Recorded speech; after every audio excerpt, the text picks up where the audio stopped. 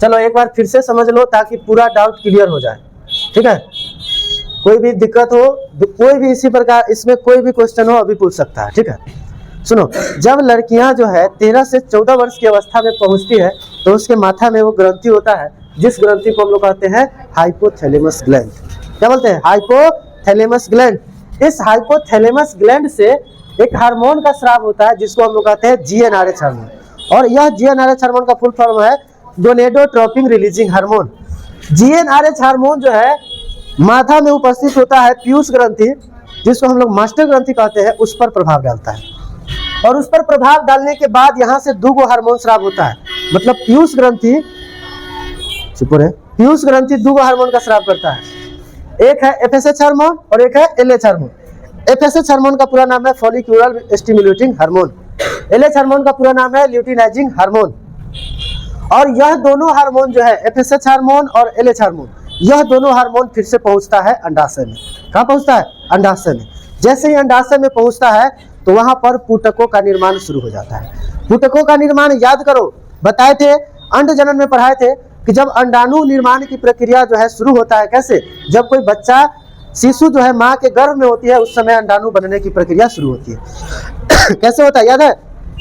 इसमें अंड जनन की प्रक्रिया जो होता है कैसे होता है? अंडाशय में एक कोशिका उपस्थित होता है जिसको अंडमात्री कोशिका कहते हैं ना। अंडमात्री कोशिका में विभाजन के बाद प्राथमिक पुटक का निर्माण होता है। क्या क्या होता है? देखो लॉन्ग वीडियो बनाकर डाले यूट्यूब पर, समझ में जाके देख लेना। तो वो जो है प्राथमिक पुटक का निर्माण होता है, और जैसे ही प्राथमिक पुटक का निर्माण होता है उसी समय बच्चा का हो जाता है जन्म। तो जैसे ही बच्चा का जन्म हो जाता है तो यह प्राथमिक पुटक वहीं पर इसका विभाजन रुक जाता है। कौन सा फेज में रुकता है? प्रोफेज 1 के डिप्लोटिन अवस्था में, याद है ना। तो इस अवस्था में प्राथमिक पुटक का विभाजन रुक जाता है। उसके बाद बनता है द्वितीयक पुटक।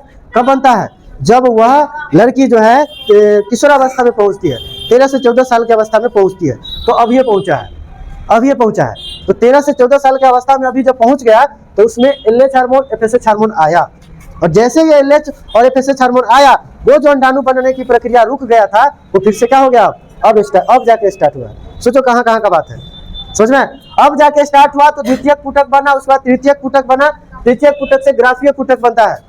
पूरा फुल वीडियो बनाए थे, ठीक है, जाके एक बार और देख लेना ताकि क्या हो, जो भूल गया होगा तो उसको अच्छा से याद हो जाए।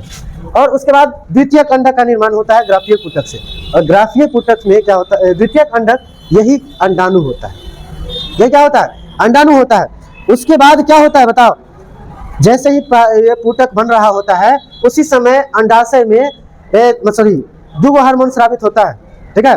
पीयूष ग्रंथि के प्रभावित से 2 हार्मोन स्रावित होता है जिसका नाम है एस्ट्रोजन हार्मोन और प्रोजेस्टेरॉन हार्मोन। यह दोनों हार्मोन जो है पहुंचता है गर्भाशय में।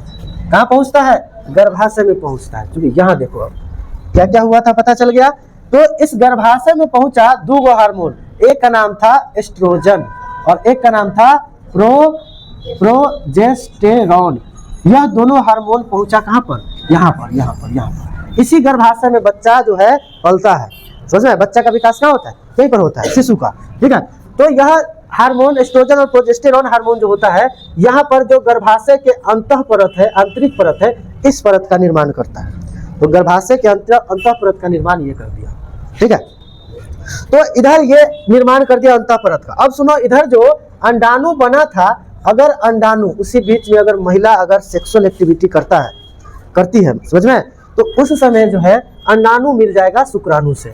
मतलब मान लो अगर कोई महिला इसी समय में सेक्स करेगी, कब? तो बताए कि देखो जब आर्तव चक्र जो होता है, जैसे मान लो किसी महिला का पीरियड 1 तारीख को आया है, ठीक है, तो 1 तारीख से अगले 14वें दिन क्या होगा? अंडाणु रिलीज होगा ना। अगले 14वें दिन जैसे पीरियड चलेगा 3-4 दिन, 4 दिन 5 दिन चलेगा, 3 4 5, मतलब 5 दिन जो है यह जो होता है, इसी 5 दिन पीरियड फेज होता है। इस समय महिला के योनि मार्ग से, इस योनि मार्ग से ब्लड निकलता है, जिसको हम लोग आर्तव चक्र कह रहे हैं। लेकिन यह आर्तव चक्र जो है रुक सकता है। कैसे रुक सकता है? तो देखो 14वें दिन अंडाणु रिलीज होता है, समझ में आ गया। और अंडाणु रिलीज होने के बाद यह जो है यह अंडाणु जो है यहाँ पर 36 घंटा इंतजार करेगा, किसका? शुक्राणु का। अब यह अंडाणु शुक्राणु अगर मान लो उसी समय में अगर महिला सेक्सुअल एक्टिविटी किया तो अंडाणु शुक्राणु मान लो मिल गया, तो निषेचन की क्रिया संपन्न हो जाता है, युग्मनज बन जाता है, शिशु बन जाता है, और वह शिशु जो है इस अंतः गर्भाशय के पट्टी को छेद कर करके इसमें बच्चा जो है मतलब भ्रूण जो है इसमें प्रवेश कर जाता है। समझ में आया? तो गर्भाशय के परत में बच्चा धंस जाता है, इसको हम लोग अंतःरोपण कहते हैं। अगर मान लो सेक्सुअल एक्टिविटी होगा और नानी शुक्राणु मिलेगा तब, ठीक है, यह बच्चा इसमें अंतरोपित हो जाएगा और यहाँ पर उसका पोषण होने लगेगा। विभिन्न प्रकार के हार्मोन्स का भी स्राव होता है उस समय, ठीक है। अगर मान लो यहाँ पर निषेचन की क्रिया नहीं हुआ, ठीक है, अंडाणु शुक्राणु नहीं मिला, तो क्या होगा कि फिर से क्या होगा, यह 28वें दिन, मतलब मान लो 1 तारीख को पीरियड्स आया था तो फिर अगले 28 दिन मतलब 28वां दिन फिर से क्या होगा, किसी में 1, 2, 4 दिन लेट हो सकता है, ज़्यादा 3-4 दिन, उससे ज़्यादा नहीं। उससे ज़्यादा है तो दिक्कत है, डॉक्टर से मिलना चाहिए, ठीक है। तो फिर से 28वें दिन यही जो परत बना था अंतः गर्भाशय की परत, यही परत ब्लड के रूप में बाहर आ जाता है। समझ में? ये था और पूरा आर्तव चक्र हो गया खत्म 5 नंबर। समझ में आ गया? लिख लिया है पूरा? इतना ही बात तुम लिखा होगा, बताओ।